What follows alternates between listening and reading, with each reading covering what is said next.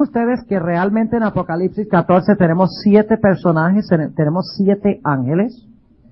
Para comenzar, quiero que los contemos, para que nos demos cuenta en realidad que hay 7 personajes o 7 ángeles en el capítulo 14 de Apocalipsis. Y vamos a hablar en esta noche de la relación que tienen cada uno de estos ángeles con los otros. Apocalipsis 14 y el versículo 6 menciona el primer ángel. Dice, vi otro ángel volar por en medio del cielo, que tenía el Evangelio eterno, y luego empieza a describir el mensaje del primer ángel, ¿correcto? Ahora, el mensaje del segundo ángel lo encontramos en el versículo 8. Dice, y otro ángel le siguió diciendo. Ven allí en el versículo 8 hay un segundo ángel, y luego noten en el versículo 9 hay un tercer ángel. Dice, y el tercer ángel lo siguió diciendo en alta voz. Y luego el tercer ángel menciona su mensaje. Ahora, ¿dónde está el cuarto ángel? Es muy importante notar que el cuarto ángel de Apocalipsis 14 es el mismo cuarto ángel de Apocalipsis 18.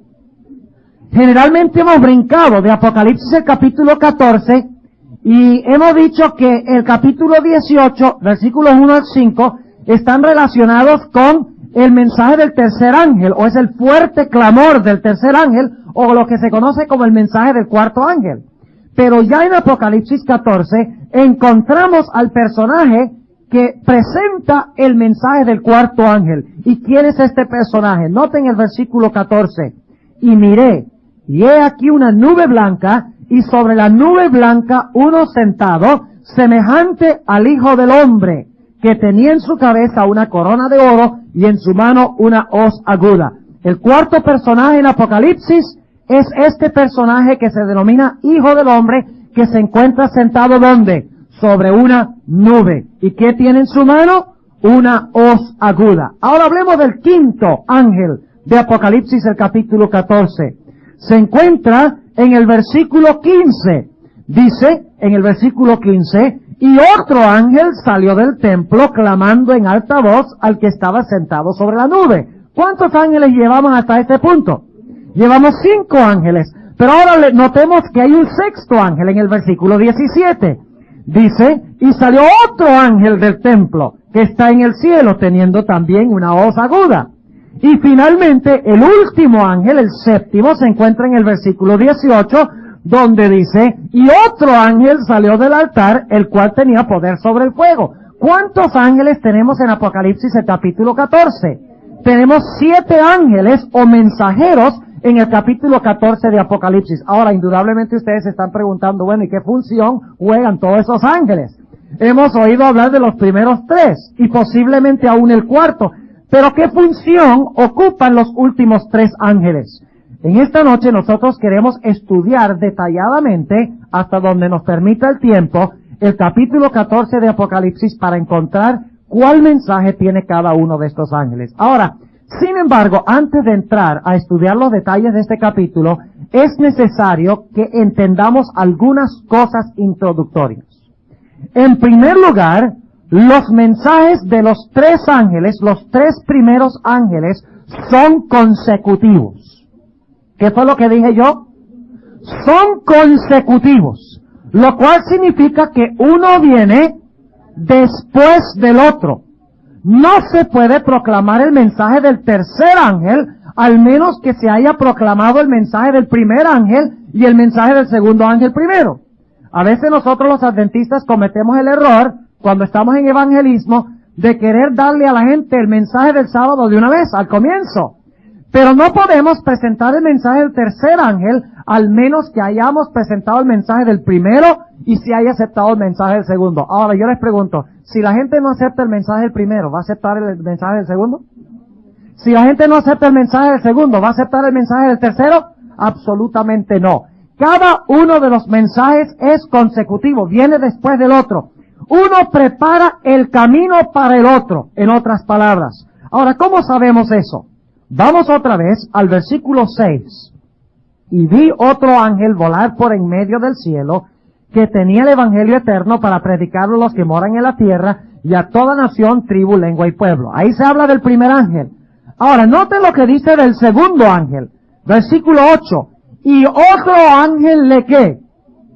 Le siguió. O sea, ¿quién vino primero? Lógicamente el primer ángel. ¿Y qué hay del segundo ángel? ¿Lo qué?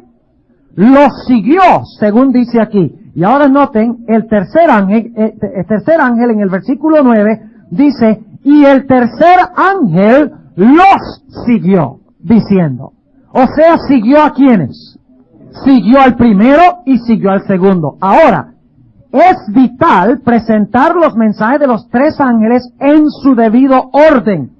El primero prepara el camino para aceptar el segundo. Y el segundo prepara el camino para aceptar el tercero. Y si no se acepta el primero, no se acepta el segundo. Y si no se acepta el segundo, es imposible aceptar el mensaje del tercer ángel. Ahora, otra característica interesante en cuanto a los mensajes de los tres ángeles, fortalecidos los mensajes con el mensaje del cuarto ángel, es el hecho de que estos ángeles van acompañados de la lluvia tardía. Son el último mensaje de Dios al mundo. Y ustedes dirán, ¿cómo podemos nosotros saber que estos son los últimos mensajes de Dios al mundo y que van acompañados de la lluvia tardía? Bueno, vamos a procurar entender ese punto, porque si no, no vamos a entender la relación entre los primeros 4 y los últimos 3. Porque los primeros 4 ángeles hacen el anuncio del juicio, mientras que los últimos 3 ángeles en realidad desempeñan o ejecutan el juicio. Los primeros 3 ángeles lo anuncian, mientras que los últimos 3 ángeles lo hacen, en otras palabras. Ahora déjenme preguntarles lo siguiente. En la Tierra Santa se sembraba la semilla empezaba a crecer como resultado de la caída de la lluvia temprana, y entonces la planta seguía creciendo, aparecían espigas de trigo, y finalmente, ¿qué era lo que maduraba el trigo para ser cosechado? Lo que maduraba la cosecha al final del año religioso, que hacía que el individuo viniera con la hoz para cosechar el trigo, era la caída de la lluvia tardía. O sea que la lluvia tardía se conocía como el sello de la cosecha. Ese es un detalle muy importante. ¿Cómo se conocía la lluvia tardía? Como el sello de la cosecha, porque sellaba la cosecha y la preparaba ¿para qué? Para ser segada. Ahora, ¿qué se ciega además de cegar el trigo? Ustedes recuerdan que el Señor Jesucristo dio una parábola muy interesante. La parábola del trigo y la cizaña. ¿Y qué es lo que se ciega primero? Se ciega primero el trigo, cuando está amarillo. Ya es diferente el color que la hierba que crece al lado del trigo. Primero se cosecha el trigo y se amarra en gavillas. Y luego entonces, ¿qué se cosecha? Se cosecha la cizaña, se corta la cizaña. ¿Y qué pasa con la cizaña? La cizaña es echada al ¿dónde? Es echada al fuego y quemada, mientras que ¿qué pasa con el trigo? El trigo es traído al alfolí del Señor. Ahora entonces, ¿van acompañados los mensajes de los 3 ángeles con la lluvia tardía, sí o no? ¿Cómo lo sabemos? Porque inmediatamente el tercer ángel termina de proclamar su mensaje, se ve el cuarto ángel sentado en la nube, ¿y qué tiene en su mano? La hoz. ¿Y qué va a hacer ese ángel? Va a cegar la cosecha que todavía está verde. No, va a cegar la cosecha que está ¿qué? Madura. Lo cual significa que con los 3 ángeles debe haber caído ¿qué? La lluvia tardía. ¿Cuántos entienden lo que estamos diciendo? Los mensajes de los 3 ángeles van acompañados de la lluvia tardía y preparan al mundo para recibir la lluvia tardía. Ahora yo quiero preguntarles, ¿son estos mensajes el último mensaje de Dios al mundo, sí o no? ¿Cómo sabemos eso? Precisamente porque después de los mensajes de los 3 ángeles, ¿cuántos bandos hay en el mundo o cuántos grupos hay en el mundo como resultado de los mensajes de los 3 ángeles? 3. Los calientes, los fríos y los laodicenses. En el mundo hay 2 grupos. Está en primer lugar la mies, que representa a los ¿qué? A los justos o a los buenos. Y en el otro lugar, ya no se habla de cizaña, se usa otro símbolo. En el otro lado están los impíos, que son representados por las... No, aquí no es por cizaña, en Mateo. Por las uvas. maduras. O sea que en Apocalipsis 14 no se habla de trigo y cizaña, sino que se habla de mies y uvas. Pero es lo mismo que quiso decir Jesús. Sencillamente se usa una cosecha distinta. En el caso de la parábola del sembrador es el trigo y es la cizaña. En Apocalipsis es la mies, y no dice qué clase de mies específicamente, dice la mies, que son los buenos, y las uvas, que son ¿quiénes? Que constituyen los malos. Lo cual significa que los mensajes de los tres ángeles maduran al mundo para salvación o para perdición. Ahora yo quiero preguntarles entonces, ¿cuán importantes son los mensajes de los tres ángeles? ¿Cuál es el mensaje central de la iglesia adventista? ¿Cuántos de ustedes creen que estamos viviendo en los últimos días de la historia del mundo? ¿Creen eso? ¿Y qué deberíamos estar proclamando? ¿Cuál es el último mensaje? ¿Ustedes creen que la mayoría del mundo Dios quiere que sean uvas o que sean mies? Dios quiere que sean mies. ¿Y cómo van ellos a saber cómo llegar a ser mies y dejar de ser uvas? ¿Cómo lo van a saber? Lo van a saber porque de repente Dios les va a dar un sueño una noche. Bueno, es posible. Dios es bondadoso y a veces da sueños. Lo van a saber porque algún día, por casualidad, van a oír por televisión. ¿Cómo va a saber la mayoría de la gente del mundo cómo llegar a ser mies? Lo van a saber exclusivamente cuando nosotros, los adventistas del séptimo día, nos levantemos de calentar los asientos de la iglesia y salgamos allá para contarles los mensajes de los tres ángeles. Que es el mensaje final de Dios, que madura al mundo, madura a los buenos para que su carácter sea como el de Cristo. Y madura a los impíos para que sean plenamente como Satanás. Y cuando el mundo haya sido dividido en buenos, perfectamente buenos, y malos, perfectamente malos, entonces se cerrará la puerta de la gracia y el Señor Jesucristo vendrá en gloria para recoger la mies que ya ha sido atada en gavillas. Mis hermanos, nosotros tenemos un mensaje de vida o muerte para este mundo. El problema es que nosotros raras veces lo estamos proclamando, porque tal vez nos da temor presentar el mensaje, porque es un mensaje fuerte. No es complicado el libro de Apocalipsis, mis hermanos. El libro de Apocalipsis es sencillo. Lo que necesitamos hacer es estudiarlo, investigarlo. Déjenme preguntarles, ¿lo que hemos estudiado durante esta semana ha sido muy complicado? ¿Muy difícil de entender lo que hemos estudiado durante esta semana hasta este punto? Yo no creo que sea tan complicado. Yo creo que hemos tratado de hacer el mensaje lo más sencillo posible. No necesitamos ser sabios y estudiados para presentarle estas cosas a la gente. Necesitamos estar entregados a Dios y pedirle a Dios que nos dé su sabiduría en el estudio de su palabra. Una hermana vino después del tema que prediqué sobre Elías, aquí a mi hermana me dice, pastor, usted es un Elías. Y yo le dije, usted también.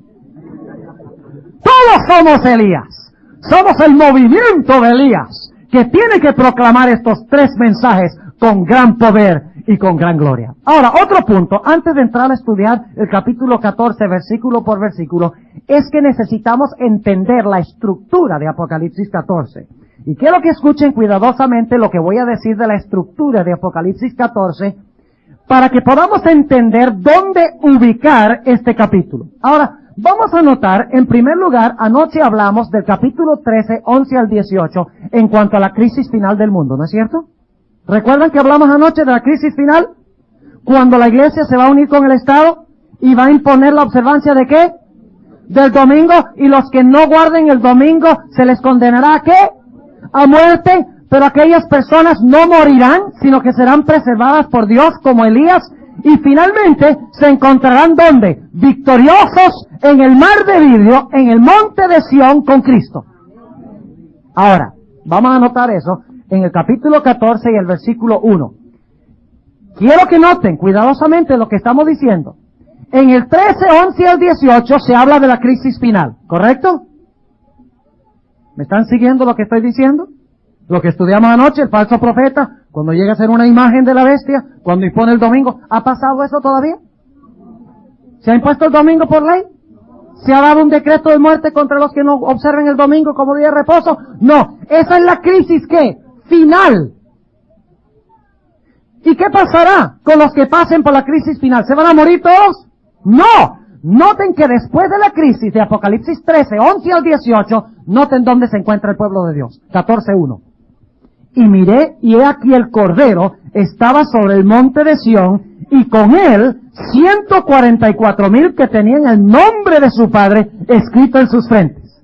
Ahora sigue diciendo, y oí una voz del cielo como ruido de muchas aguas, y como sonido de un gran trueno, y oí una voz de tañedores de arpas que tañían con sus arpas, y cantaban como un cántico nuevo delante del trono. ¿A dónde está ese grupo? Según Apocalipsis 14:1 en adelante. ¿A dónde se encuentra el grupo de los 144,000? En el monte de Sión, allá en Israel, en la tierra. No, dice en el versículo 3, y cantaban como un cántico nuevo delante del trono y delante de los 4 animales, que debe traducirse seres vivientes, y de los ancianos. Ahora, ¿dónde se encuentran los 4 seres vivientes? ¿Dónde se encuentran, según la Biblia, los 24 ancianos? Se encuentran en el cielo. Lean Apocalipsis 4 y 5. ¿A dónde está este grupo victorioso entonces? En Apocalipsis 14, en el cielo. ¿Cómo llegaron allá? Surge la pregunta. ¿Cómo llegaron ellos allá? Porque pasaron victoriosamente por los eventos que relata el capítulo 13, 11 al 18. ¿Están entendiendo lo que estamos diciendo? O sea, pasaron por la crisis final de la bestia, de su imagen, de su marca, de la unión de la iglesia del Estado, de la persecución, de ser condenados a muerte. Pasaron por todo eso. Y finalmente, cuando pasaron por eso, entonces llegaron a estar sobre el monte de Sión con el Cordero, en el cielo, salvos. ¿Entienden lo que estamos diciendo? Pero ahora surge una pregunta muy importante. El capítulo 14, versículo 1 al 5, habla de este grupo que se encuentra en el cielo. Pero la pregunta es esta. Si en el capítulo 14, 1 al 5, el grupo que sale victorioso, el grupo final, y no vamos a entrar a hablar de los 144,000, de tema para otra época, yo tengo un cassette sobre eso, si ustedes quieren adquirir el cassette, yo les voy a repartir una hoja con lista de cassettes que ustedes pueden conseguir durante esta semana. Hay uno sobre los 144,000. Yo personalmente he estudiado el asunto y creo que es un número simbólico. No son exactamente 144,000 personas. Son los que están vivos cuando Cristo venga, según el conflicto de los siglos, páginas 706 y 707. Los que pasan por el tiempo de angustia. Los que viven en el mundo sin un intercesor. Los que son trasladados de entre los vivos, dice la sierva de Dios, son los 144,000. Los que pasan la prueba de la bestia y de su imagen. Apocalipsis 13, 11 al 18. Esos son los 144,000. ¿Podríamos algunos de nosotros pertenecer a los 144,000? ¿Estamos viviendo los últimos días, sí o no? ¿Les gustaría pertenecer a ese grupo? ¡Gloria al Señor! La hermana White dice que debemos luchar con todo el poder que Dios nos ha dado para pertenecer al grupo de los 144,000. Pero ahora la pregunta es esta. ¿Cómo es posible que los 144,000 o los que salen victoriosos sobre la bestia, su imagen y su marca, estén en el cielo en Apocalipsis 14, 1 al 5, si ni siquiera se han proclamado los mensajes de los 3 ángeles que empiezan en el versículo 6? ¿Entienden lo que les estoy diciendo? O sea, que da la impresión de que se llega al cielo antes de que se proclamen los mensajes de los 3 ángeles. No sé si están entendiendo lo que estoy diciendo. Porque se los presenta en los versículos 1 al 5 en el cielo.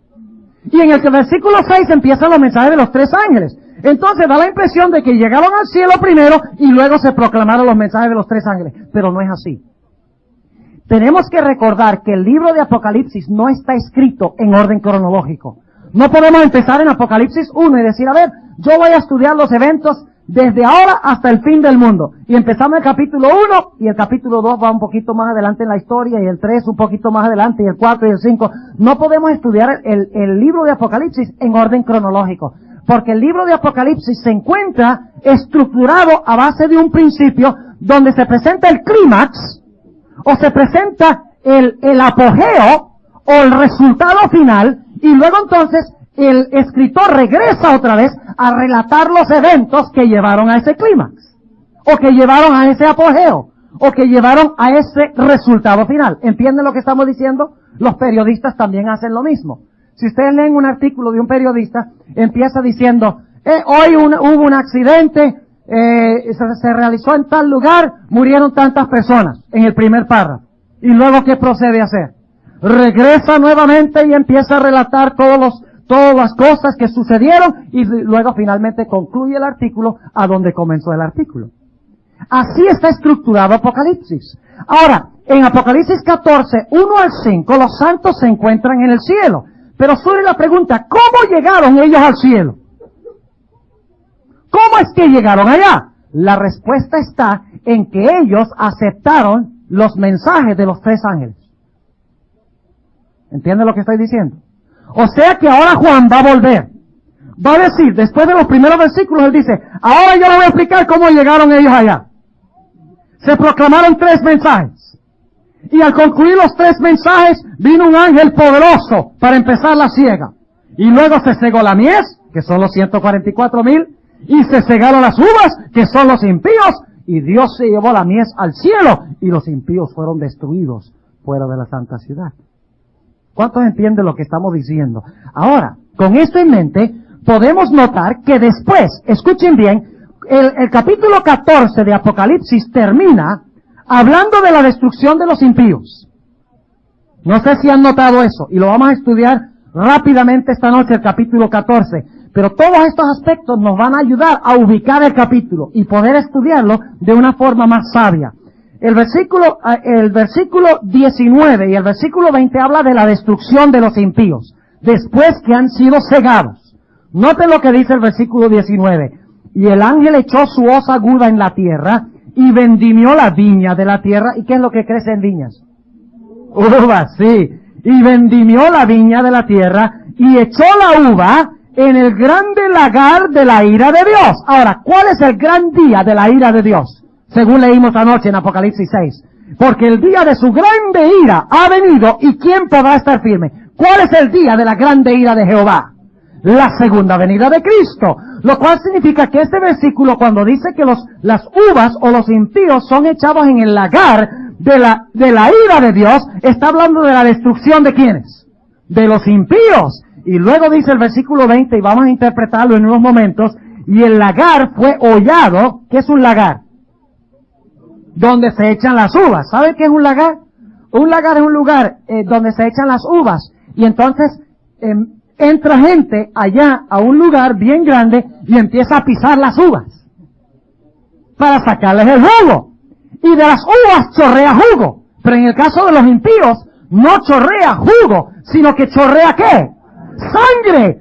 Porque Dios ha venido en su segunda venida a destruir a los impíos. Pero ahora surge la pregunta, ¿dónde van a estar los santos cuando Cristo venga?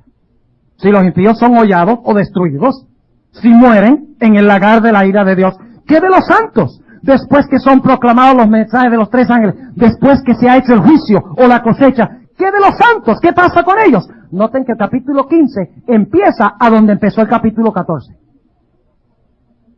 Aparece el mismo grupo otra vez. del capítulo 15 y el versículo 1.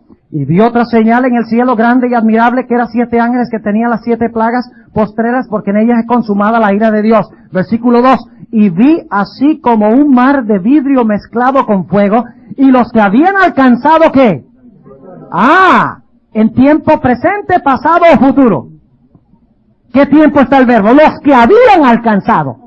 Pasado. Los que habían alcanzado la victoria sobre la bestia, y sobre su imagen, y sobre su señal, y sobre el número de su nombre, estar sobre el mar de vidrio teniendo las arpas de Dios. Y cantan el cántico de Moisés, siervo de Dios, y el cántico del Cordero, diciendo: grandes y maravillosas son tus obras, Señor Dios Todopoderoso. Justos y verdaderos son tus caminos, Rey de los santos. Ahora, mis hermanos, quiero preguntarles, ¿es este el mismo grupo que encontramos en la primera parte del capítulo 14? Es el mismo grupo. Ahora, ¿qué es lo que está haciendo Juan? Yo no sé si ustedes captaron lo que está haciendo Juan. En el capítulo 14, él empezó con el clímax, ¿no es cierto? Empezó con los santos, ¿dónde? En el cielo. Y luego entonces, en el resto del capítulo 14, él dice: ahora yo les quiero explicar cómo llegaron allá. Se proclamaron 3 mensajes. Ellos aceptaron los 3 mensajes. Y como resultado de aceptar los 3 mensajes, fortalecido por el mensaje del 4º ángel, ellos maduraron un carácter y fueron cosechados como ¿qué? como mies. Mientras que los impíos escucharon los mensajes de los 3 ángeles, fortalecidos por el mensaje del 4º ángel, ¿y ellos qué? Ellos también se maduraron. Porque el mensaje que madura a los santos para salvación, madura también a los impíos para perdición. ¿Entiende lo que estoy diciendo? ¿Ustedes creen que los mensajes de los 3 ángeles van a airar a algunos? ¿Los van a llenar de ira, sí o no? Mientras que otros se van a ablandar y a decir, ¡qué glorioso mensaje! ¡Qué lindo! Yo sí quería escuchar esto. ¿Sí o no? ¿Va a haber las 2 reacciones? ¿Los mensajes de los 3 ángeles maduran a algunos para salvación y a otros para perdición? Sí. Los mensajes de los 3 ángeles dividen al mundo, ¿en cuántos grupos? Dividen al mundo en 2 grupos. Ahora sí vamos a Apocalipsis 14:1. ¿Entiende la estructura? ¿Cuántos entendieron la estructura de Apocalipsis 13:14? Muy bien. Los que no levantaron la mano, espero que lo entiendan. Si no, consigan el cassette y escúchelo varias veces. Ok, vamos al capítulo 14 y vamos a empezar en el versículo 6. 14 y el versículo 6. Vamos a terminarlo. Gracias, hermano. Para los que están escuchando la grabación, me tomé un vaso de agua. Ok, pues. Ok, capítulo 14 y el versículo 6. Se va a contestar la pregunta, ¿cómo llegó esa gente a estar en el monte de Sión con Cristo? ¿Cómo fue que maduraron como mies? ¿Qué escucharon? ¿Qué aceptaron? ¿Cómo maduraron su carácter? Aceptaron 3 mensajes. Fortalecido por el mensaje de ¿qué? De un 4º ángel o de un 4º personaje. Noten el versículo 6. ¿Cuáles son estos mensajes que maduran el mundo para salvación o para perdición? Dice en el versículo 6, y vi otro ángel volar por en medio del cielo, que tenía el evangelio eterno para predicarlo a los que moran en la tierra y a toda nación y tribu y lengua y pueblo. Ahora yo quiero preguntarles, ¿qué es el evangelio eterno? Algunos creen que el evangelio eterno es que guardemos los mandamientos. Ese no es el evangelio eterno. El evangelio eterno es que Cristo Jesús iba a venir a morir por nuestros pecados. Y que cuando lo aceptamos, recibimos perdón. Completa y totalmente. Es lo que la Biblia llama la justificación. Y ese es el primer paso en la salvación. ¿No es cierto? ¿No es el primer paso? Vamos a leer 1 de Corintios. 1 de Corintios, el capítulo 15. 1 de Corintios, el capítulo 15. Debemos empezar a donde empieza la Biblia, mis hermanos. La Biblia no le dice primero a la gente que obedezca, sino que le dice primero, tus pecados te son ¿qué? Perdonados. ¿Qué le dijo el Señor Jesucristo a la mujer adúltera? Le dijo, ve y obedece, y luego regresa y yo te perdono. Eso fue lo que le dijo a la mujer adúltera. Así somos nosotros a veces. Con una persona que comete adulterio en la iglesia, le decimos, ve, arregla tu vida y vuelve. Y de pronto te volvemos a aceptar. ¿Es ese el Espíritu de Cristo? Ese no es el Espíritu del Evangelio. Cuando un individuo se arrepiente y confiesa, recibe ¿qué de Dios? Plena y completamente. Perdón, porque Cristo murió y resucitó por los pecados de esa persona. 1 de Corintios, el capítulo 15. Vamos a ver qué es el Evangelio que predicó Pablo. Dice en el versículo 2, vamos a leer el versículo 1 para el contexto. Además os declaro, hermanos, el Evangelio. ¿Qué declaró Pablo? El Evangelio que os he predicado, el cual también recibisteis, en el cual también perseveráis. Por el cual asimismo, si retenéis la palabra que os he predicado, sois salvos, si no creísteis en vano. Ahora, ¿qué es este mensaje del Evangelio? Versículo 3. Porque primeramente os he enseñado lo que asimismo recibí, que Cristo fue muerto por nuestros pecados conforme a las Escrituras, y que fue sepultado y que resucitó al tercer día conforme a las Escrituras. ¿Qué es el Evangelio? Que Cristo murió, fue sepultado y ¿qué? Y resucitó. ¿Y cuándo experimento yo eso? Lo que sucedió con Cristo. ¿Cuándo llega a ser eso mío? Cuando me bautizo. Así que si hay alguien aquí que no se ha bautizado por inmersión, enseguida debe venir esta noche y hablar conmigo. Generalmente yo hago un llamado, le digo, por favor pasen al frente. No, pero no se vayan esta noche sin venir y preguntarme en cuanto al bautismo, si no han sido sumergidos en las aguas. Porque es en el momento del bautismo, cuando yo soy trasladado a lo que hizo Cristo. Y la muerte de Cristo y la sepultura de Cristo y la resurrección de Cristo llegan a contar como si fueran mías. O sea, en el momento del bautismo, yo muero con Cristo. Mis pecados son sepultados con Cristo. Y según la vista del Señor, resucito con Cristo. Y mis pecados quedan enterrados, sepultados. ¿Cuántos de ustedes han cometido un acto alguna vez del cual se arrepintieron y les gustaría que se olvidara eso para siempre? ¿Cuántos? Si no levantan la mano es porque acaban de hacer algo que necesita esa actitud. ¿Ok? Ahora, todos hemos hecho cosas que quisiéramos olvidar y enterrar. Hay la oportunidad de hacerlo. En el momento del bautismo, Dios sepulta nuestros pecados, los quita de nosotros, de nuestra cuenta, y nos mira como si nunca hubiéramos pecado. Ese es el Evangelio eterno. Ese es el primer aspecto del mensaje del primer ángel. Volvamos otra vez a Apocalipsis, el capítulo 14. Apocalipsis, el capítulo 14. Y estamos leyendo el versículo 6. Y vi otro ángel volar por en medio del cielo que tenía el Evangelio eterno para predicarlo a los que moran en la tierra y a toda nación y tribu y lengua y pueblo. ¿A cuántos debe ir este mensaje? Este mensaje debe ir a Saddam Hussein. Algunos tienen ira contra él. Yo no sé si ustedes han sentido un poquito y dicen, ¡qué hombre tan terco y tan malo! ¡Ojalá que le vaya mal! Esa es la forma de pensar un individuo. Pero mis hermanos, aún el peor individuo no está más allá del alcance de la misericordia y de la gracia de Dios. Debemos orar por Saddam Hussein. Debemos orar por Fidel Castro.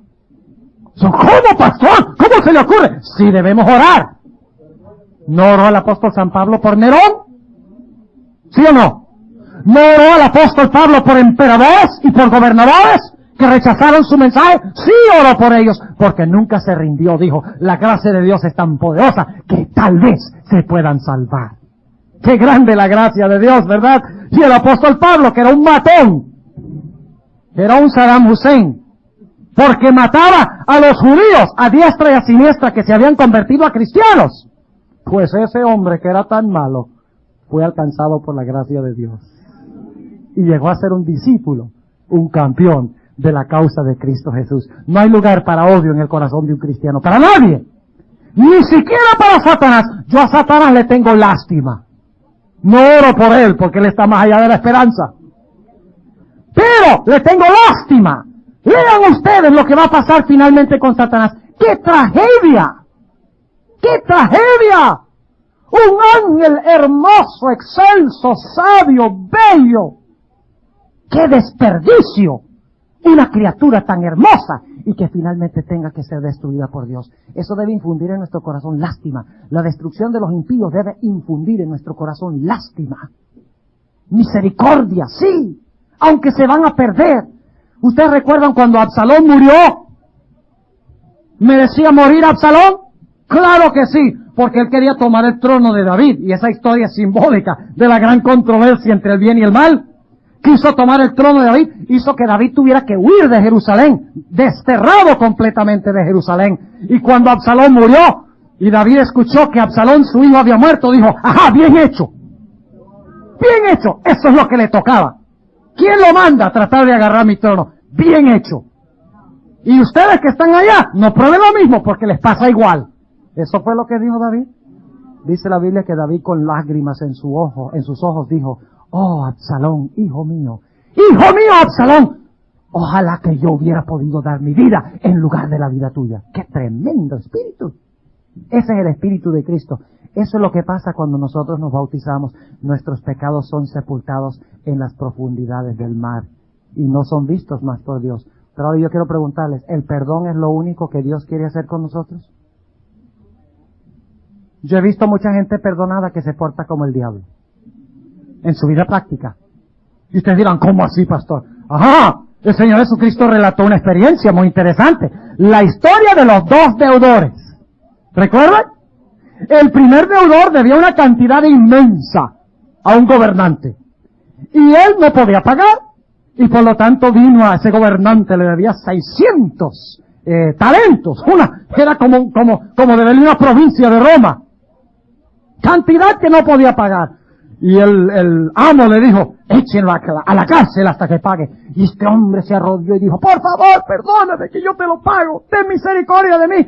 Oye, y el amo dijo, bueno, pues voy a tener misericordia de este hombre. Ha tocado mi corazón. Ve, ese amo representa a Dios. Y le dijo, está bien, no solamente no te voy a mandar a la cárcel, sino que no tienes que pagármelo. Perdonado. ¿Ustedes creen que ese hombre se fue feliz? ¿Fue perdonado, sí o no? ¡Claro! Fue dando saltos de gozo y de alegría. Pero este perdonado salió y empezó a hacer lo que haría el diablo. Porque por allá encontró a un individuo que le debía un poquito. Le debía 5 pesos. $5. ¿Ve? Una deuda que se puede pagar. Y dice que lo agarró por el cuello. Lo dice la Biblia. En Mateo 18. Y empezó a sacudirle. Dice, págame lo que me debes. Y este hombre también hizo lo mismo. Dijo, ay, ten misericordia de mí, que yo te lo pago. Y dijo, nada, si no me lo pagas allá, para el calabozo. Y allá fue a parar al calabozo el hombre. Y cuando el amo escuchó que este individuo, su vida no estaba en armonía con el perdón que había recibido, cuando vio que su vida no había sido transformada para amar a otros como él había sido amado, entonces el amo oyó y dijo, ahora tú vas a parar en la cárcel hasta que pagues todo lo que debes. Mis hermanos, el mensaje del primer ángel no solamente dice que debemos recibir el evangelio eterno, sino que dice que debemos vivir vidas distintas en armonía con la voluntad de Dios. La justificación debe llevar siempre ¿a la qué? A la santidad, a la santificación. Y ustedes dicen, ¿dónde está la santificación? En Apocalipsis 14. Sigamos leyendo el versículo 7. Diciendo en alta voz, temed a Dios y dadle honra. O dadle gloria, como dicen algunas versiones. ¿Qué dice temed a Dios y dadle qué? Gloria. Ahora, ¿qué es temer a Dios y darle gloria? Vamos a Eclesiastés, el capítulo 12. Eclesiastés, el capítulo 12 y el versículo 13, ¿ve? Algunos tienen la chispa adelantada, muy bueno. Eclesiastés, el capítulo 12 y el versículo 13, dice el sabio Salomón lo siguiente, el fin de todo el discurso oído es este, teme a Dios y guarda sus mandamientos. Ahora noten, ¿qué se predica primero, los mandamientos o el evangelio? El evangelio primero. ¿Cómo puede una persona que no ha sido perdonada vivir una vida semejante a la de Cristo? Si empieza ya con 2 strikes en contra, para los que saben de béisbol. ¿Verdad? Cristo le da 3 strikes. Le da una ventaja desde el comienzo, ¿no es cierto? Y luego lo coloca a donde el individuo puede vivir una vida santa. Ahora dice, teme a Dios y guarda sus mandamientos. ¿Qué dice en Apocalipsis 14? Temed a Dios y darle ¿qué? Gloria. ¿Qué es temer a Dios y darle gloria, según Eclesiastés? Es temer a Dios y guardar sus mandamientos.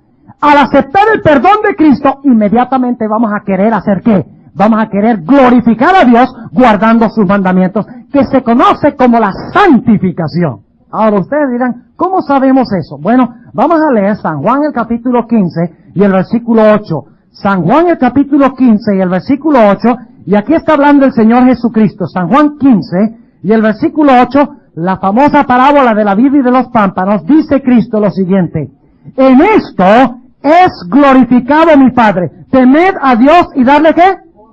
Honra o gloria. Pero ¿cómo glorificamos a Dios? ¿Cómo le damos gloria a Dios? Dice el versículo 8, en esto es glorificado mi Padre, en que llevéis poquito fruto. ¿Están despiertos? Dice, en que llevéis mucho fruto y seáis así mis discípulos. ¿Qué es lo que distingue a un discípulo de Cristo? ¿Produce qué? ¿Qué clase de fruto? ¿Mango verde? ¿Guayaba llena de gusanos? No, que llevéis mucho fruto. ¿Cómo glorificamos a Dios? Llevando fruto, guardando sus mandamientos. Ahora, ¿qué es el fruto? Ustedes conocen el pasaje de Gálatas 5. El fruto del Espíritu es... Vamos a leerlo. Vamos a leerlo. Gálatas, el capítulo 5. Gálatas, el capítulo 5. Oh, mis hermanos. El fruto del Espíritu es una vida en armonía con la ley, ¿no es cierto? Una vida donde la ley está escrita en el corazón y la gente automáticamente hace lo que Dios quiere que se haga. De nada vale guardar los mandamientos externamente. Hay muchos adventistas que pretenden guardar los mandamientos que son toscos y duros y malos con la gente. Cuando viene una persona a la iglesia, medio vestida así, raro, o tal vez con unos zarcillos, una joven que viene con las uñas pintadas, que es adventista, la gente empieza a decir, mire, vino con las uñas pintadas, y la marginan. Y empiezan a hablar de los padres. Ahora, créame bien, yo no estoy diciendo que debemos usar las uñas picadas. Lo que estoy diciendo es que debemos tratar de ganar el corazón de ese joven y enamorarlo o enamorarla con Cristo para que las uñas se arreglen solas. De nada vale forzar a Cristo a los jóvenes. Primero que conozcan a Cristo y luego van a vivir en armonía con la voluntad de Dios automáticamente porque va a fluir del corazón. El fruto del Espíritu no se impone, sino que brota de un corazón que ha sido perdonado y transformado por el poder del Espíritu Santo. Dice en Gálatas 5 y el versículo 22, mas el fruto del Espíritu es caridad, o es decir, amor, gozo. Óigame, yo he visto muchos cristianos que dicen, yo guardo el sábado. Guarda el sábado, o si no vas a recibir la marca de la bestia. ¿Cuánto gozo hay en la vida de ese cristiano? No hay gozo, mis hermanos. No hay amor. Pero el fruto del Espíritu es vivir en armonía con la ley por amor a Cristo. Ese es el fruto que produce el Espíritu Santo. El Espíritu Santo escribe la ley en las tablas del corazón. Dice, el fruto del Espíritu es amor, gozo, paz, tolerancia, benignidad, bondad, fe, mansedumbre, templanza. Contra tales cosas no hay ley. ¿Por qué contra tales cosas no hay ley? Porque el que las vive está en armonía con la ley. ¿Cuántos de ustedes conocen una ley que prohíbe la paz? ¿Cuántos de ustedes conocen una ley que prohíbe el amor? ¿Cuántos de ustedes conocen una ley que prohíba la temperancia? Pues no hay. O sea que los que tienen el Espíritu y producen el fruto, o la armonía con la ley, espontánea y naturalmente, no hay ninguna ley que los condene. Para ellos es como si no existiera la ley externa, porque tienen la ley ¿dónde? Porque tienen la ley en el corazón. Y eso se conoce como producir fruto, como guardar los mandamientos, como temer a Dios, se conoce como la santificación. Y ustedes dirán, ¿cómo sabemos que se llama santificación? Romanos, el capítulo 6. Romanos, yo no sé si ustedes están viendo el método que estamos usando en esta noche, ¿se están dando cuenta del método? Es tan importante el método como la información.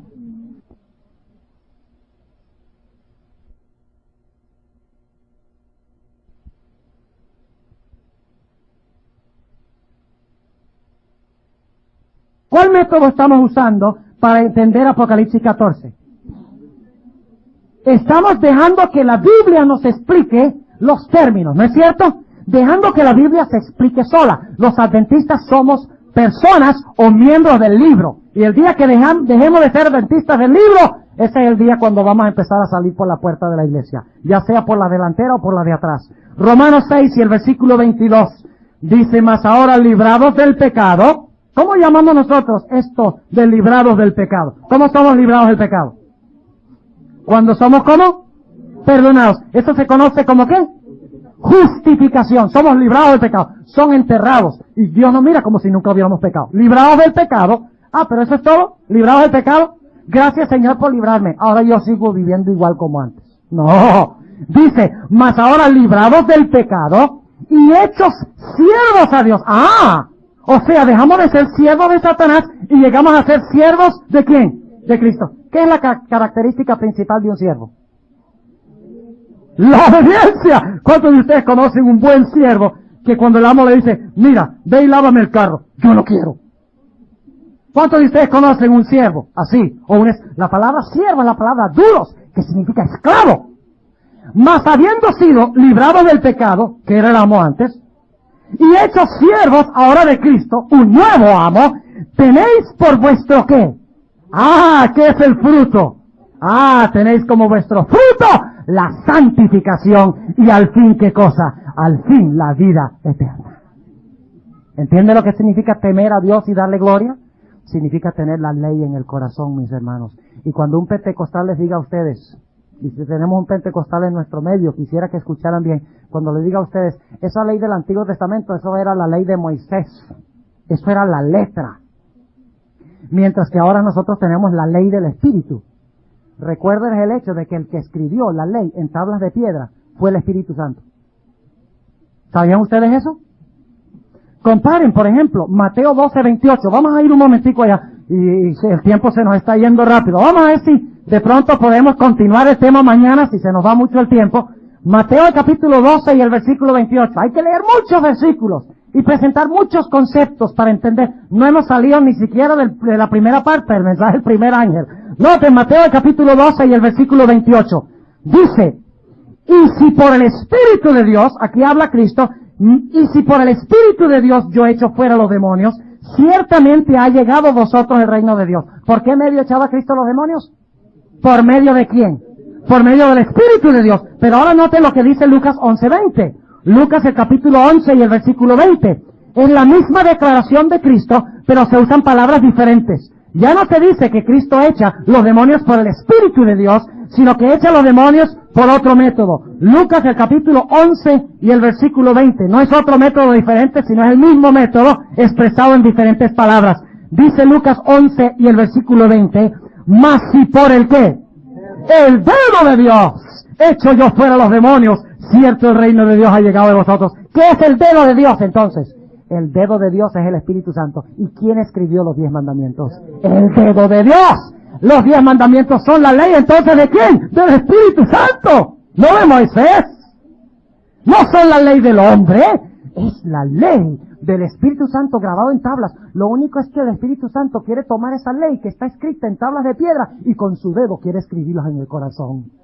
Porque Él no quiere obediencia obligada del hombre. Él no quiere decirle, a ver, obedece esos mandamientos, haz lo que yo te digo. Él quiere que por amor los mandamientos estén allí y hagamos automáticamente lo que le es agradable a Él. Y hagamos también lo que no es agradable para nosotros. Hay ciertas cosas, por ejemplo, que yo hago para ayudar a mi esposa. Yo amo a mi esposa, mucho. Y hay ciertas cosas que yo hago por ella que a mí no me gusta hacer, pero las hago porque la amo. Como por ejemplo limpiar los baños el jueves. Y cocinarle al almuerzo de vez en cuando. Hay ciertas, bueno, a mí me gusta cocinar, pero hay ciertas cosas. Aspirar la casa el viernes en la tarde. Yo no puedo decir que uno de mis pasatiempos favoritos es aspirar la casa y limpiar los baños. Pero yo hago algunas tareas desagradables porque la amo. ¿Hay ciertas tareas que debemos hacer para Dios que son medio desagradables? Claro que sí. Salir cuando está 20 bajo cero y pararnos en una esquina a recolectar. ¿Correcto? Ahora, ¿por qué una persona debe estar loca porque se para en una esquina 20 bajo cero a recolectar, mi hermana? ¿Está loco, cierto? No. Ama a Cristo. Y ningún sacrificio es demasiado grande para obedecer a Cristo cuando lo amamos. Exactamente. Volvamos a Apocalipsis 14. Óigame, estamos bien atrasados. Vamos a Apocalipsis 14 y el versículo 7, diciendo en alta voz, temed a Dios y darle gloria. Ahora, ¿por qué debemos temer a Dios y darle gloria? ¿Por qué debemos guardar sus mandamientos? ¿Por qué debemos tener la ley en el corazón? ¿Por qué debemos producir fruto? ¿Por qué debemos vivir vidas santas? Oh, dice aquí que debemos hacer esto porque la hora de su juicio, ¿qué? Es venida. Note que no dice que vendrá. Dice, ha llegado. ¿Qué decía Eclesiastés? Teme a Dios y guarda sus mandamientos, porque Dios traerá toda obra a juicio. ¿En qué tiempo está el juicio en Eclesiastés? Futuro. Teme a Dios, guarda sus mandamientos, porque esto es el todo del hombre, porque Dios traerá toda obra a juicio. Pero en Apocalipsis dice lo mismo en otras palabras, teme a Dios y darle gloria, porque la hora de su juicio ha llegado. ¿Y qué es lo que va a examinar Cristo en el juicio? ¿Nuestra profesión o nuestras obras? ¿Nuestros frutos o nuestras raíces? Va a examinar si somos justificados o si estamos santificados. Si estamos santificados. Si nuestra vida está en armonía con el patrón o con el modelo de la vida de Cristo. Y obviamente para tener eso tenemos que estar justificados. No estamos reduciendo la importancia de la justificación. La justificación es central y vital, mis hermanos. Pero es imposible ser santificado sin ser justificado. Y es imposible ser justificado sin producir el fruto de la santificación. Cristo no dijo, por sus hojas los conoceréis. Cristo dijo, por sus frutos los conoceréis. Por frutos de santidad por una vida en armonía con la ley y con la voluntad de Dios, los conoceréis. ¿Por qué es que debemos entonces producir fruto?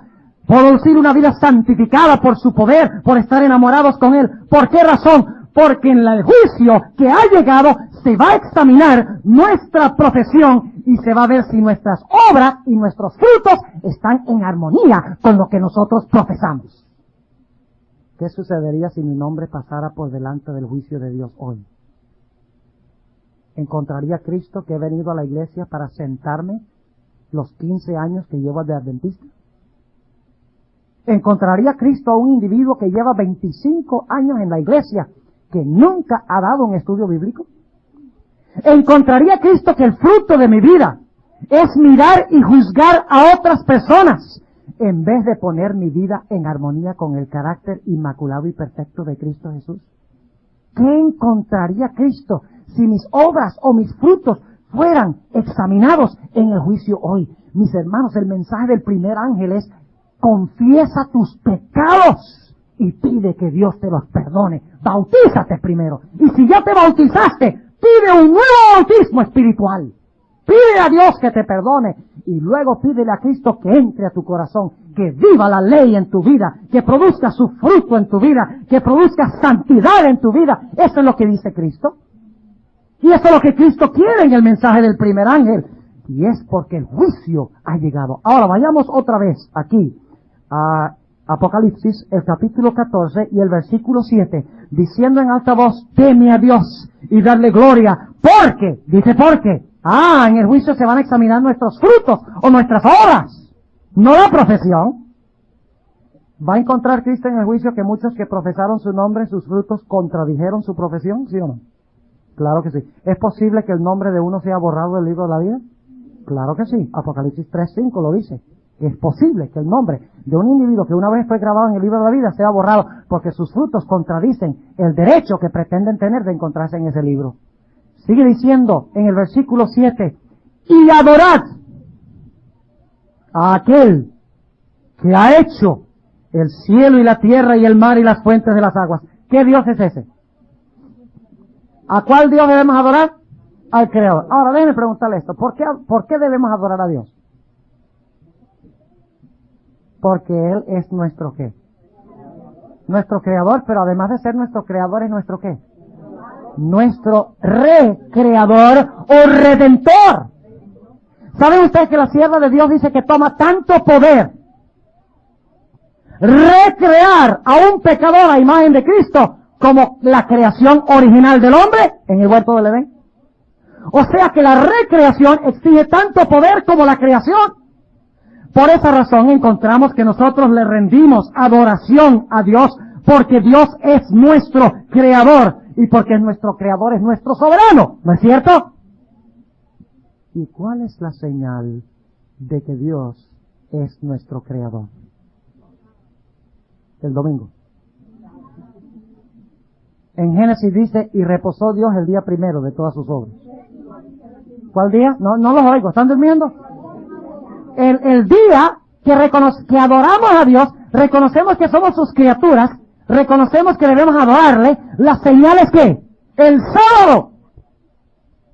Yo preguntar, ¿cuántos aquí son cubanos? No tenga miedo. No, yo no lo voy a decir a Fidel, no se preocupen. ¿Cuántos son puertorriqueños? A ver, tenemos salvadoreños, tenemos de muchas naciones. Ahora yo quiero decirles, ¿qué pensarían ustedes los puertorriqueños si yo tomara la bandera de Puerto Rico y ahorita la pusiera aquí y empezara a pisarla?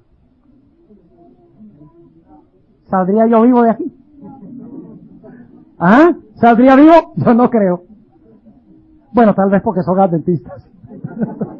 Yo he predicado sobre la necesidad de tener misericordia esta noche, Carlos. Posiblemente sí. Pero yo no sé, a veces el amor a la patria es más grande que el amor a Dios. Pero supongamos que yo tomara esa bandera y la tirara en el suelo y empezara a pisarla. O supongamos que una mañana me levante y use la bandera de Cuba de toalla para secarme cuando salgo del baño. ¿Qué pensaría Matos de eso? Óigame, terrorosa cosa es caer en las manos de Matos. Ese hombre es grande. Meto la mano mía y caben 2 manos. Tremendo. Ahora, yo podría argumentar y decirles, ¿y por qué se inquietan tanto? Es una bandera nada más. Es un pedazo de trapo. Es una tela nada más. ¿Qué dirían ustedes? Mi hermano, al pisar la bandera, ¿está pisando a qué? Está pisando a Cuba. Y está pisando a Puerto Rico, ¿sí o no? Porque la bandera es la señal que representa a qué? El país. Y al pisar la bandera, estoy pisando en realidad ¿qué cosa? El país. ¿Ha dado Cristo una bandera para indicar cuál es su gobierno y de que nosotros somos sus súbditos, sí o no? ¿Cuál es la señal que Dios ha dado? ¿Cuál es su bandera? Su bandera es el sábado. ¿Y qué pasa? ¿Cómo se siente Dios cuando los hombres toman su sábado y en vez de retraer su pie? Esta ilustración cuadra muy bien. En vez de retraer su pie para no pisar el sábado, toman la bandera del sábado, la señal de Dios, y lo usan como una alfombra para limpiarse los pies, para entrar a la casa, y dicen, oh no, yo soy puertorriqueño, pero no importa que yo venere la bandera de Rusia. ¿Entienden lo que estoy diciendo? El sábado es señal de que yo adoro al verdadero Dios, creador del cielo y la tierra, y es como reconozco que Dios es el redentor de mi vida. El sábado es la señal. Y si Dios la señal, estoy diciéndole a Dios, no me importa que tú seas mi soberano, no me importa tu gobierno. No es cuestión de un día contra otro día, es cuestión de un gobierno contra otro gobierno. Y si yo guardo la señal de Dios, estoy diciendo yo soy súbdito del gobierno de Dios. Y si yo guardo la otra señal, estoy diciendo yo soy súbdito del individuo que hizo esa bandera. ¿Y quién hizo la bandera del domingo? ¿Dios? No, Satanás. ¿Y quién hizo la bandera del sábado? Fue Dios. En otras palabras, la crisis final es entre los que sirven a Dios y lo demuestran con su señal y los que sirven a Satanás y lo demuestran guardando su señal. ¿Ven ahora el sábado y el domingo desde una perspectiva distinta? No es cuestión de un día versus otro día, es cuestión de un señor contra otro señor. Y el que adora a Dios guarda su sábado como señal de su creador. Ahora, versículo 8. Quería leer, anoten ahí Isaías 44, 21 y 22. Y verán que ahí se conecta la creación y la redención. Que debemos adorar a Dios porque Dios nos creó y Dios nos redimió. Esa es la razón para adorar a Dios. Y dicho sea de paso, Isaías 44, 21 y 22. Y dicho sea de paso, mis hermanos, déjenme preguntarles esto, lo siguiente. ¿Captaron los versículos? Isaías 44 y el versículo 21 y el versículo 22. Ahora, vamos a seguir adelante. Iba a hacer un comentario, pero vamos a seguir adelante porque el tiempo está corriendo rápidamente. Versículo 8. Versículo 8. ¿Entendieron ya el versículo 6 y el versículo 7? Ok. Dedicamos mucho tiempo allí, pero tiempo bien dedicado. Versículo 8. Y otro ángel le siguió diciendo, ha caído Babilonia. ¿Qué es Babilonia? Lo estudiamos hace ayer y antier. ¿Qué es Babilonia? Babilonia tiene 4 partes. Ajá, muy bien. Babilonia tiene 3 partes. ¿Cuáles son las 3 partes? Son empecemos donde empieza la Biblia. El dragón. ¿Y qué representa el dragón? Satanás y qué? Y los gobiernos del mundo que usa Satanás para lograr sus propósitos. Segundo poder es ¿qué? La bestia. ¿Y qué representa la bestia? Representa el poder papal. Exactamente, el poder papal. Y luego tenemos en tercer, ¿cómo se le llama también a la bestia? En Apocalipsis 17, se le llama la madre. Muy bien. Ahora, ¿cuál es el tercer poder? La tercera parte de Babilonia. La imagen o las hijas de la madre. Oiga, ustedes son tan inteligentes. Ya están listos para salir a dar estudios bíblicos sobre esto. Ahora dice, ha caído. Cuando la Biblia repite 2 veces algo, es porque ese algo es ¿qué?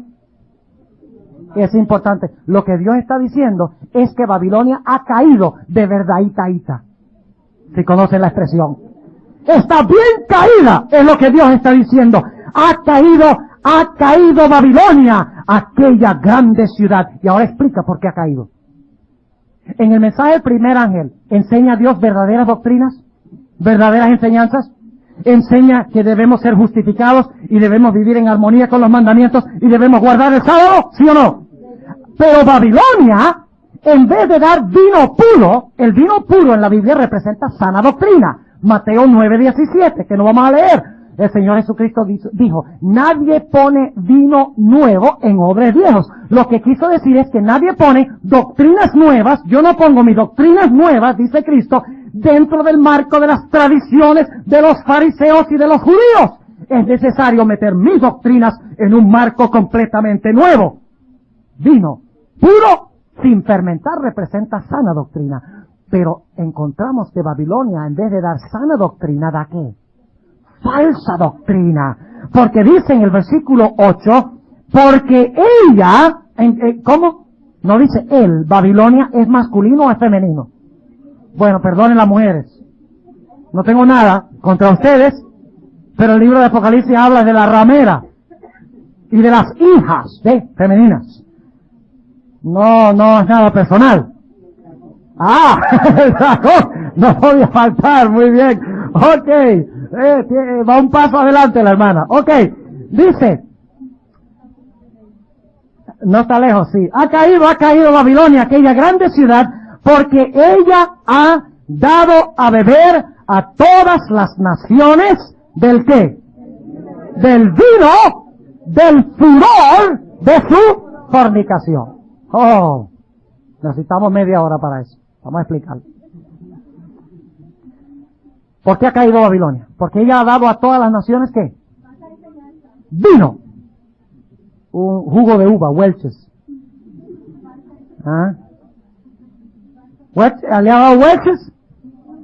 Jugo de uva de esos que tomamos en la Santa Cena. ¿Esa clase de vino? Porque dice que es un vino que causa ¿qué? El vino ¿qué causa el vino? Furor.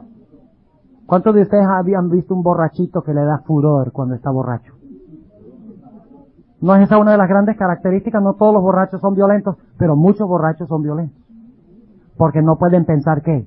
Claramente. Babilonia le ha dado vino. La sierva de Dios en Testimonios para los Ministros, página 58, dice que el vino de Babilonia son sus falsas enseñanzas, enseñanzas tales como la santidad del domingo, la tal santidad del domingo, la inmortalidad del alma, que el infierno arde para siempre, y doctrinas semejantes a estas, dice la sierva de Dios, constituyen el vino de Babilonia. Y cuando Babilonia da su vino a las gentes, ¿qué causa en medio de las gentes? Bueno, no causa fornicación. ¿Causa qué? Furor. ¿Furor contra quiénes? Contra los que no quieren ¿qué? Beber el vino. ¿Cuántos de ustedes han oído el caso de un borrachito que está tomándose unos tragos? Yo he tenido la experiencia porque comportaba a veces en los bares. Eso es bueno, los borrachos, eso le vende uno fácil. Créame. Bueno, uno dice, si se lo vende uno borracho, de pronto cuando está sobrio lo lee y aprende algo y se salva, ¿verdad? Y a veces entraba uno a presentarle los libros y enseguida el borrachito, ¿qué le ofrecía? Un trago, claro, usted sabe cómo es. Algunos pasaron por esa etapa. Yo he sido adventista toda mi vida, pero yo me daba cuenta cuando entraba ahí al bar que le ofrecían a uno un trago. Y algunos de ellos, a veces cuando uno le decía, no, yo no tomo, se ponían ¿qué? Se ponían bravos. Y le tocaba a uno salir volando de ahí del bar, antes de que se pusiera demasiado bravo. Eso es lo que quiere decir esto. Babilonia, la triple alianza, los reyes de la tierra, la ramera y las hijas se van a juntar para darle a todo el mundo, ¿qué cosa? Falsas enseñanzas. Para que la gente bebiendo sus falsas enseñanzas se llenen ¿de qué? De ira contra ¿quiénes? Contra los hijos de Dios que no están dispuestos de fornicar como fornica ella. Ahora, ¿qué significa esto de fornicación? Lo hablamos anoche. Significa, ahora, ¿con quién debe estar casada la iglesia? Debe estar casada la iglesia con Cristo, ¿correcto?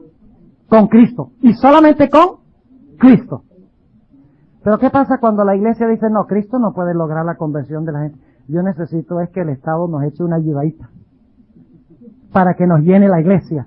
¿Ve? Porque es que nosotros, los domingos se nos está quedando vacía la iglesia. Y está vacía porque hay muchas atracciones en el mundo. Están abiertas las tiendas, ¿ve? Están abiertos los parques de diversión, están abriendo todas estas cosas. Entonces viene la iglesia y en vez de predicar a Cristo para que la gente venga y escuche el mensaje, vaya a la legislatura y dice, mira, estamos teniendo problemas en llenar la iglesia porque todo está abierto por allá afuera. Pongo una ley para que cierren todo eso, para que la gente venga a la iglesia. Eso es lo que dice la sierva de Dios que va a suceder. La iglesia, en vez de unirse a Cristo para convencer al mundo, va a unirse la iglesia con el Estado para que el Estado obligue a la gente a ser religiosa. ¿Puede usted obligar a una persona a ser religiosa? ¿Lo han probado con sus hijos, algunos? ¿Tratado de obligar a sus hijos a ser religiosos? Es una batalla, cuesta arriba, porque Dios no quiere que obliguemos. Dios es un Dios de persuasión. Dios no es un Dios de coerción. Ahora, si no se acepta el mensaje del primer ángel, ¿saldrá la gente de Babilonia? ¿Qué dice el primer ángel? Dice, guárdalos. ¿Guarda él? Guarda el sábado. Pero si la gente no acepta ese mensaje de guardar los mandamientos y guardar el sábado, ¿va a salir de Babilonia o se va a quedar ahí? Se va a quedar, porque Babilonia guarda los mandamientos. No. ¿Babilonia guarda el sábado? Claro que no. Si no aceptan el primero, ¿no aceptan qué? El segundo mensaje tampoco. Y ese es el problema. Mucha gente queda en la cerca. ¿Recuerdan los días de Elías, mis hermanos? En los días de Elías, el mensaje de Elías por mucho tiempo no tuvo casi efecto. Muy pocos respondieron al mensaje. Fue necesario que el mensaje se diera nuevamente con un fuerte clamor en el Monte Carmelo y luego la gente respondió cuando cayó el poder del Espíritu Santo del cielo. ¿Recuerdan eso? Ahora, el mensaje del segundo ángel se repite nuevamente en Apocalipsis. Sí se repite en Apocalipsis 18 y ese es el llamado final de Dios. Como en los días de Elías, en el Monte Carmelo, cuando Elías dijo, si Jehová es Dios, seguirle, y si Baal, servirle a él, y cuando descendió el fuego, el que quedaba con Baal estaba perdido. Y el que quedaba con Dios estaba ¿qué? Estaba salvo. Se dividió Israel y los paganos como resultado del mensaje de Elías. Este mensaje ya se ha proclamado, el de salir de Babilonia. ¿Se está proclamando hoy? ¿Los adventistas proclaman que la gente debe salir de Babilonia y unirse al remanente? Claro que sí. Pero en realidad, ¿ha respondido la muchedumbre que la Biblia y que el Espíritu de Profecía prometen que van a responder? Claro que no. Porque es necesario que este segundo mensaje se repita y cuando se repita alcance un ¿qué? Un fuerte clamor. Ya no se alumbrará el Monte Carmelo, sino que toda la tierra será alumbrada con su gloria. Dice en Apocalipsis el capítulo 18, cuando se reciba el poder del Espíritu Santo en la vida. Ahora vamos a avanzar rápidamente el versículo 9. Óigame, ese reloj es el mayor enemigo. Versículo 9. Y el tercer ángel lo siguió, diciendo en alta voz. Este es el último llamado, mis hermanos. En el primer mensaje Dios dijo a la gente, arrepiéntanse de sus pecados, pidan perdón. Guarden los mandamientos. Y específicamente, ¿cuál? El sábado. Adoren a Dios, el Creador. Guarden el sábado. Y luego el segundo mensaje dice, si ustedes están en una organización religiosa donde no se guardan los mandamientos y donde no se guarda el sábado, ¿qué? Salgan de allá. Salgan de allá, no se queden. ¿Pero van a quedar mucha gente adentro?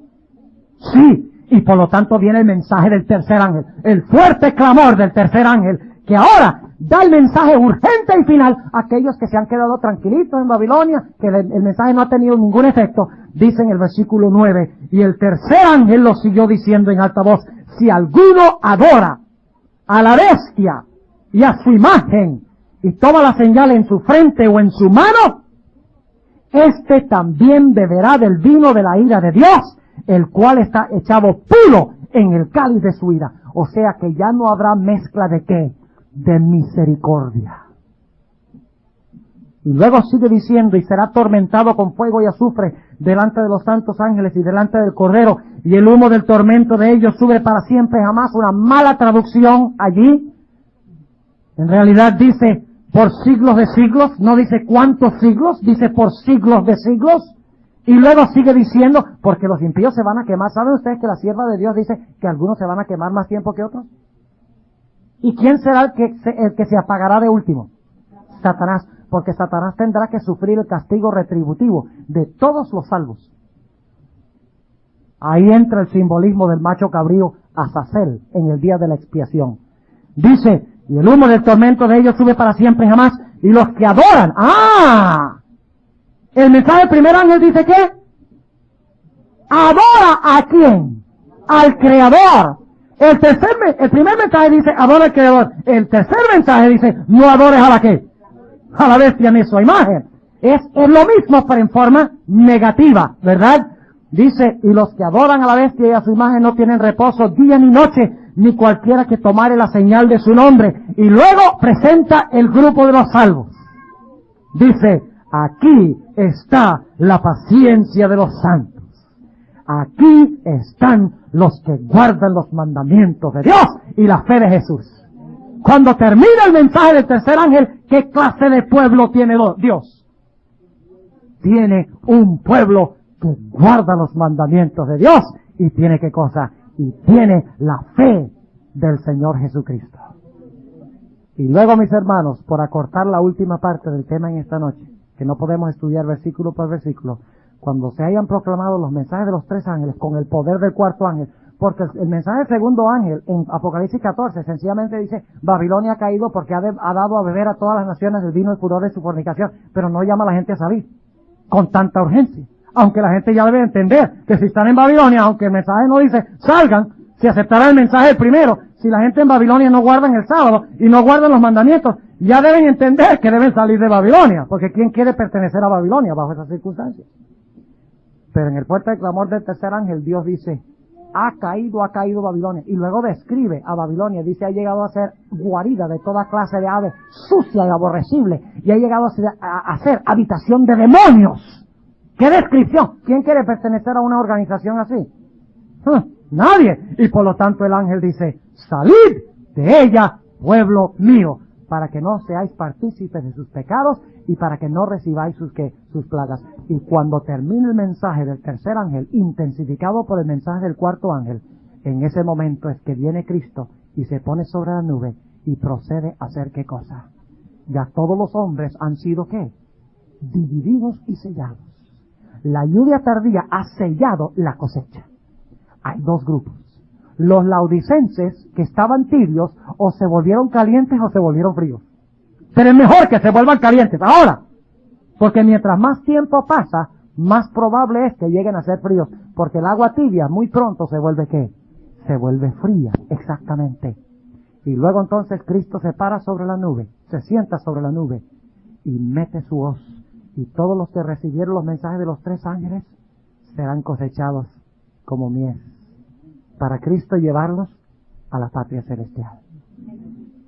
Mientras que aquellas personas que han rechazado los mensajes de los tres ángeles serán echados en el lagar de la ira de Dios y serán destruidos, algo que Dios nunca quiere hacer. Por eso Dios da estos mensajes claros. Algunos dicen, uy, pero qué mensaje tan asustoso y tan fuerte. Mis apreciados hermanos y amigos, déjenme decirles algo. Yo prefiero que Dios me hable fuerte ahora y que no me hable fuerte cuando venga por segunda vez. Yo prefiero aceptar su mensaje ahora, aunque me duela aceptarlo ahora y salvarme, que me duela eternamente cuando Él venga a esta tierra. Por eso es que hemos hablado tan fuerte en esta noche. Yo quisiera preguntar en esta noche primeramente a los hermanos, ¿cuántos quieren decirle al Señor Jesucristo en esta noche?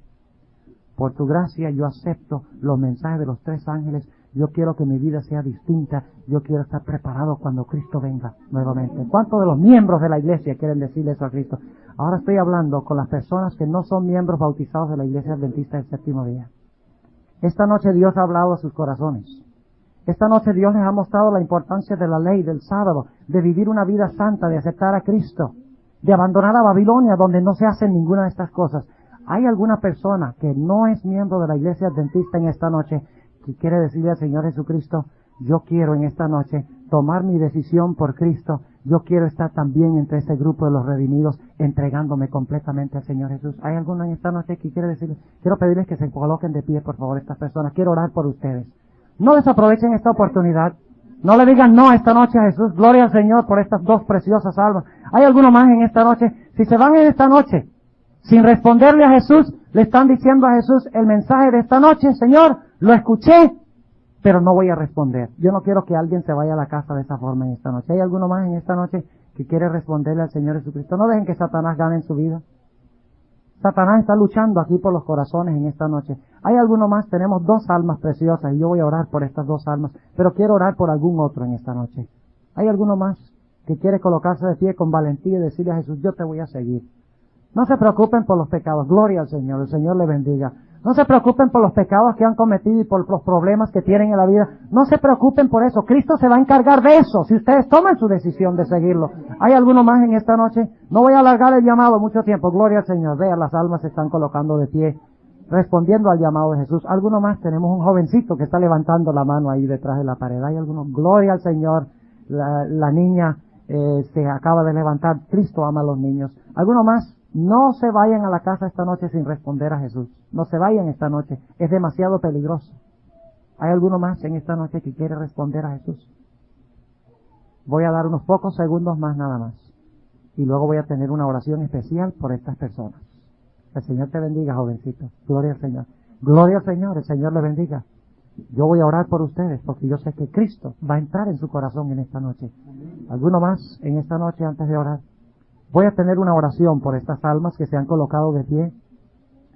Y voy a pedir que si hay alguno que no se ha colocado de pie, que durante la oración, por favor, se coloque de pie, respondiendo al llamado del Señor Jesucristo.